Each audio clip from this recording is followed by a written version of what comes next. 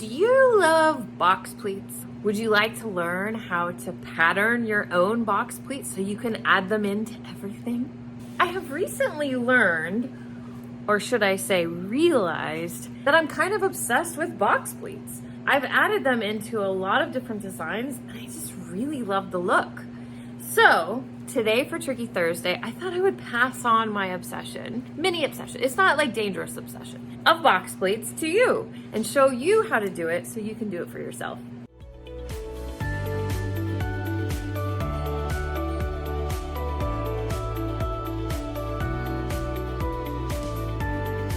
Hello and welcome back to my channel. My name is Trisha. I'm the owner of Creative Costume Academy. It is my mission to share easy and fun ways to learn pattern making and convince you that you too can be a pattern maker and make your own unique designs that fit you flawlessly. Today for Tricky Thursday, I'm going to be sharing how to pattern and make a box pleat to add into your design, because I just really love them and tend to use them a lot. When I was working on my latest pattern and design right here, I realized that what I really loved about this design was the added fullness and the extra box pleat that was in, well, I should say inverted box pleat that was in the front of this pant. And then it made me start thinking about all the different designs that I have used box pleats in, and I must kind of be in love with them or something. So you can check out this box pleat, which I actually have here, and I'll show you more in detail. This was an Audrey Hepburn design that I duplicated and showed others how to do it as well. You can see these are actually double box pleats here in the back. Ooh. And then this is a coat, a 1940s coat that I took from a period pattern draft and added in the little box pleats kind of lower on the coat, and it just gives that extra flair. Really love it. And then I have these new pants, and I'm sure I've put them into other designs as well, and as well as pleats and other tucks. It's just a fun little detail, and they're super easy to do. So if you are ever struggling or curious about how to make a box pleat, that's what we're going to talk about today. In case you're curious of what a box pleat is, notice this little front detail here where it looks like it's a slit, but if you open it up, there's actually fabric in behind there. That is a box pleat, my friend. Here's a bit of a closer look where it looks like a split, but it's actually fabric that is folded in behind on either side to meet at the front, and as it splays open with movement, it gives that extra flair. And then here, this was kind of the money of the whole dress, is the double box pleat, which is extra fun. We won't be talking about this, but I had to share the love. I already mentioned that they just add a lot of extra body, extra flair, extra movement, especially in skirts or pants, as you see on my last project. And they look like it might be something really tricky to do, but they're really easy. And before you know it, you're gonna be adding them into all of your patterns. So I wanted to show you, give you a step-by-step breakdown of how exactly to add a box pleat, make a box pleat, determine how big you want your box pleat to be, and then how to attach it to a pattern. So we're gonna go over the table so I can show you that. And if you really want to have something more substantial to follow along and refer back to, I will be offering a freebie with this, which you can get in the link down below. Let's go. When you are adding a box pleat to your garment, you have two decisions that you need to make. First decision is, where is this fancy little detail gonna go on your garment? In the case of this exercise, this is just a simple skirt, and I think it would be nice to add a box pleat right here, kind of off center front, so it's towards the front, and then you would have one on either side. This is our center front of this skirt. Now I could have had a dart here, and we could add a box pleat inside that dart, but it gets a little trickier because you still have to do the shaping of the dart to get the same fit. So we are keeping the dart off to the side of where we want to put our box pleat, and it is possible to put a box pleat in your dart, but it's going to be a little bit simpler if you're not having to deal with the dart. So this is where we're going to put our box pleat for this exercise. The second decision you need to make is how deep how big of a fold do you want to have on your box pleat? I usually don't go less than 1 inch. You could go maybe 3/4, but anything smaller than that is gonna be, it's gonna open up really soon after it's stopped being pleated up at the top, wherever you stop sewing it. And it's not gonna really have a very dramatic effect. So if you want a more subtle detail, you can go with something less than 3/4 or less than 1 inch, but I would say at least 1 inch is what you wanna shoot for. I usually go smallest 1 inch. Probably my most common is about 1.5 inches, and you can go wild and go up to 2 inches, or heck, even go crazier than that. Now, what I'm gonna be showing you, and actually what I showed you on my dress and the examples I showed you already, is called an inverted box pleat. And that's actually, I guess, what I'm more obsessed with. The box pleat is the box from the other side. And I'll show you that when we're making the pattern. Maybe it'll make more sense to you. I can also pull out my dress and show you the back side of that. Usually when you're seeing box pleats on a garment, you're seeing an inverted box pleat where the box is on the inside of the garment. So the first thing you want to do is draw yourself a slash line for where you want this pleat to go. So I'm going to line up my ruler and draw it right in there for myself. Next thing I want to know is, what is this distance? How long is this distance? So for this exercise, I think we'll stick with 1.5 inches pleat. That means 1.5 inches pleat on this side and 1.5 inches pleat on this side, and then they'll kiss in the middle in creating our inverted box pleat. So I'm going to make that little note for myself that we're going to do 1.5 inches. After you've decided where it's going, you can go ahead and cut this piece apart. Something that I like to do that helps me when I'm putting all of this back together is to give myself maybe a couple of notches, so I make sure that I'm still lined up and I don't kind of end up with a cattywampus front skirt. Then you can go ahead and cut along your slash line. And now this is ready to add that box pleat.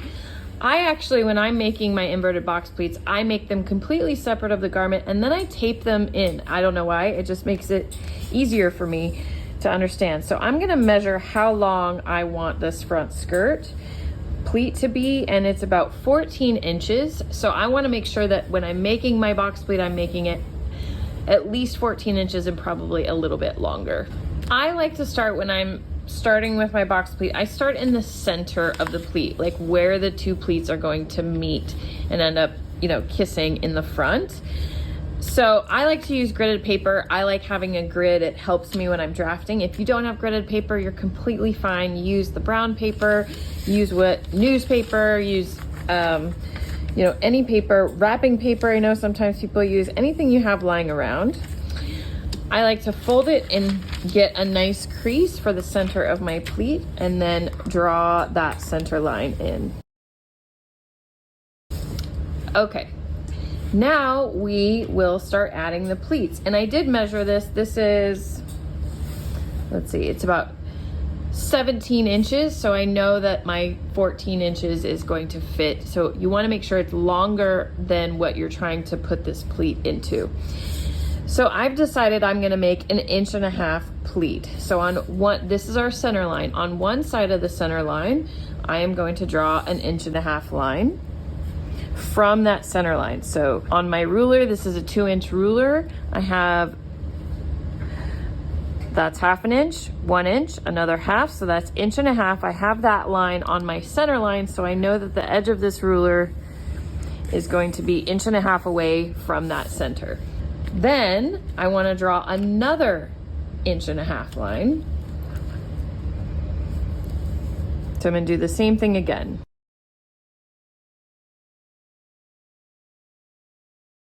Great, now this is one side of your pleat. What's going to happen, we'll show you that in a second, is this line is going to fold to this line, creating that 1.5 inch pleat.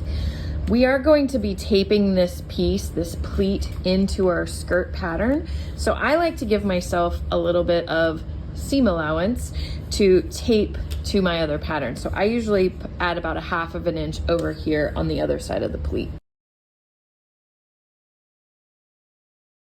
Great. Now I'm gonna do the exact same thing on the other side. So I'm gonna add an 1.5 inch line and an 1.5 inch line and then another 1/2 inch line.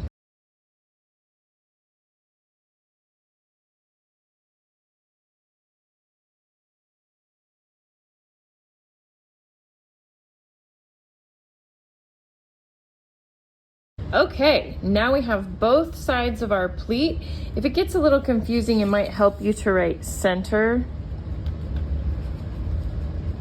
on that center line. So how does this become a box pleat? I know it just looks like a bunch of lines, but I promise you it's gonna be amazing. So first thing I do is I'm gonna cut off what I don't need that's beyond the pleat that I'm gonna be using. Okay, so now the fun part. We're gonna start folding so this actually looks more like a pleat. So as I mentioned earlier, we're gonna take this line and fold it to meet this line.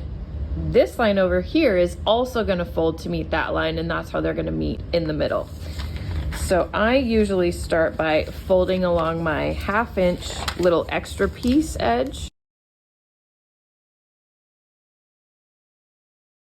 Once I have that, I can fold that into the center.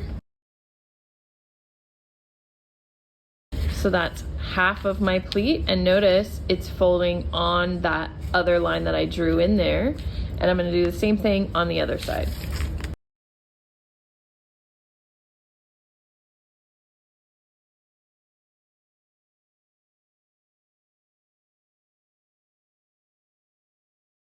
Okay, so now we have an inverted box pleat. It may not look like much right now, but I promise it's exciting. Now we're gonna add this pleat into our skirt. So I'm gonna start on one side. I'll start on the center front side and put this side front to the side for now. And see this little extra 1/2 inch piece? That 1/2 inch piece is going to tape to the one side of my skirt. And notice my pleat is too long, but I would rather it be too long that I can cut it off after I've added seam allowance and hem allowance and all that jazz. So it's gonna be easier for me to tape if I open this up. And then you just wanna tape that slash line that you cut to this first pleat line here. Great, now you've got your pleat all taped onto one side of your skirt, and you can start to see, ooh, it's getting exciting. Okay, now we need to tape the second piece of our skirt, our side front, onto the other side of our pleat. Here's where our notches are gonna be really helpful. So I'm gonna fold this in so that I can see the other side of my pleat. I'm gonna go ahead and add those notches to this little seam allowance that I gave myself. So when I open up this side to tape it on to the other side of my skirt, I can line up my notches, which means when this folds back together, the skirt is not gonna be shifted. And you go ahead and tape that piece on to line up with that pleat.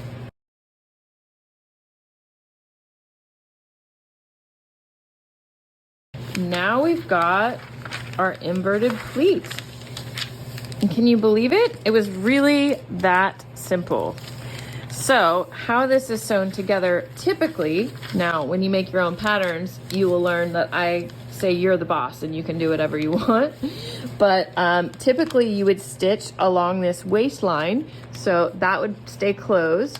And then this would fall open with movement as you walk, as you move around, and it creates a nice little pleat. Isn't it awesome? And it was so super easy. So here's how we make sure that we have our seam allowance and everything. So I'm gonna just, to make it easy on myself, close this up with a little bit of tape that I'll remove later. Then I'll go ahead and add in my hem allowance. Let's say I just wanna add like a 1 inch hem. And then I'll add my 1/2 inch up here at the waist. And you would add whatever seam allowance you want on the side seam. Let's pretend for this exercise that our front is on a fold. And here's a really easy way to make sure your pleat's gonna line up. While it's taped shut, you can go ahead and cut along your hemline.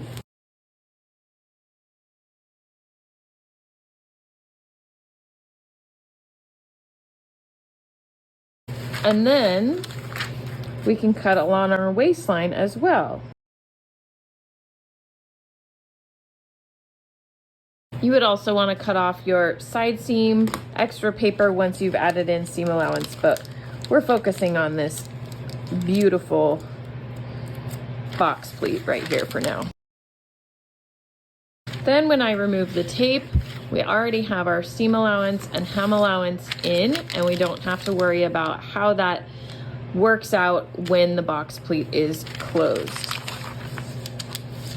Lastly, you want to make sure that you're adding your notches, and because this line folds to this line and this line folds to this line, you only need notches on those sections at those lines. And then I like to do something a little extra and draw in arrows so I remember which way they're folding in. And there you go. You have a little skirt with a box pleat in front. And let me show you just so we can see why they call it a box pleat.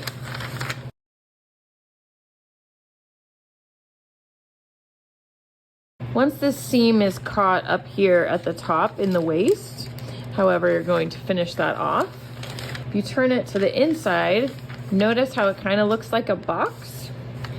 So if you wanted to have this kind of a detail on the outside of your garment, you would do the opposite way of what I just showed you. And if you like the little inverted kind of slit that has some extra fabric, then you could do it this way. Another added tip, I used to do this for a designer I work with, if you want the inside of your box pleat to be a different color, you could, instead of attaching it to your front skirt like we did in this exercise, you could just make sure you do this and your lengths are the same with your skirt. Leave that 1/2 inch seam allowance, and instead of taping this onto the pleat, the skirt onto the pleat, you would add your seam allowance on either side of where you made that split, so that this could be a different fabric that you sew in to create this box pleat. So many fun things. Easier than you thought? I mean, it's just a bunch of lines that then you fold in together. Are you gonna start adding box pleats into all of your new garments? Please let me know in the comments, and I kinda hope I've passed on some of my obsession to you, because they're just a lot of fun. Anyway, if you've loved this video, please make sure you like, subscribe, and turn on those notifications so that you know when the next time we drop a helpful video. And be sure to save this post so that the next time you want to jazz up your design, you know how to add an extra cool box pleat. If you're ready to learn more about pattern making and like the way that I teach, where we have fun and it can really be easier than you may have thought it was, then you'll want to check out my courses. We have Pattern Making Academy, which you can jump into right away. Learn more about that at learnpatternmaking.com. We also have my private community, the Pattern Place, which is only open a couple of times a year. So jump on that wait list so you get all the newest deals and discounts that are offered and get to know when those doors open before anyone else. That wait list is also in the link down below. And if you're not sure, you still need a little bit more, we've got lots of videos here on YouTube, but we also have a free pattern masterclass, completely free, and that link is down below for you as well. Thanks for watching. I'll see you next time.